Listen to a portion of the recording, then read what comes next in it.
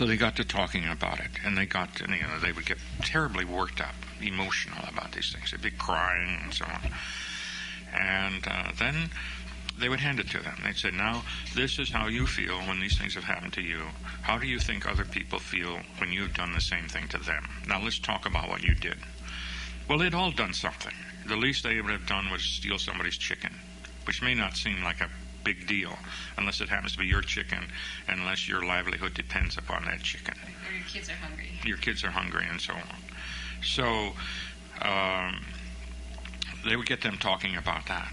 And they would also they would then get worked up over this, very emotional about it, beating their breasts and saying, how could I have done this sort of thing? And then they would say to him, now look, you cannot avoid the responsibility for your own actions. But this is the way the old society was. What we're going to do is build a new society. And then you begin to get, the gradual introduction of Marxism, Leninism into these discussions about what the goals of the new society is, what communism means and socialism means, and that sort of thing. And so it was tremendously effective. I talked earlier about this sort of Boy Scout attitude of these troops. That's how it began. That's how it was. That's how these kids really began to believe and to behave in accordance with these beliefs. That this was the new society, and they should treasure it and protect it. So that was this form. Right after the revolution, when communists first came in, they didn't use criticism and self-criticism on a broad scale. Primarily at that time, what we were doing is simply trying to get things organized because the country was in such terrible straits. And in the university where I was, we had to form committees to run this, to run that. And we sat down as a faculty to work out our salaries. There were terrible inequities in housing, and we had committees for that. The women began to organize for nursery schools and care centers, and they began to have cooking classes and choruses, and they had just tremendous things that were going on. Everybody was involved. The students had to run their own dormitories, had to run their own cafeterias, they had to have food committees and so on, and so everybody got in discussion. People also wanted to know what Marxism and Leninism was all about because nobody knew anything, so you had to have discussion groups based around that. One of my friends who was an authority on Six Dynasties Buddhism was asked to do the lectures on dialectical materialism. He had no idea what dialectical materialism was. So he had, really had to study it. And then they criticized the dickens out of him because of what mistakes he had made and so on. But it was all part of this process, not necessarily of criticism and self-criticism, but of developing a socialness, a social awareness, a feeling of being in groups and working with people. Well, when the Korean War broke out, and then particularly when the Chinese communists went in, and of course there was tremendous upsurge of patriotism and so on, and this then became the basis for a lot of criticism and self-criticism. Because one of the things that was very evident in the university was this sort of slavish attitude toward American culture. Most of the professors wore American tweed jackets, dressed in Western fashion with tweed jackets, smoked a pipe, spoke English all the time, or even if they spoke Chinese, was interlarded with so much English and French or whatever to show off.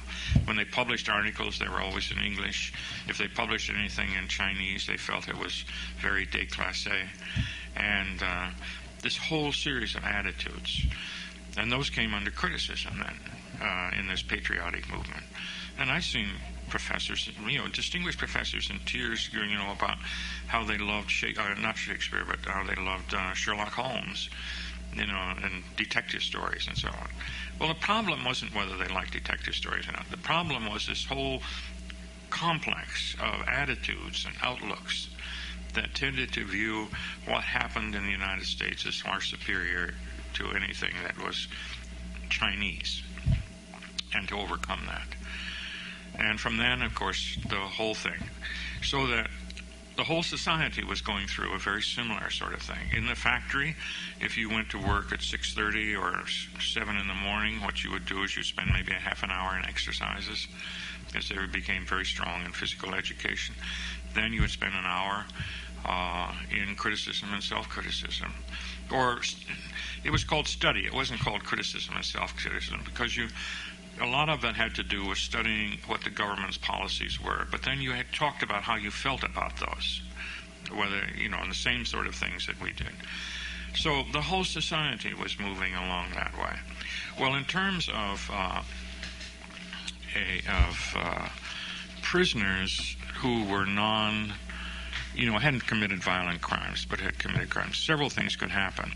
One of them was that one punishment was to,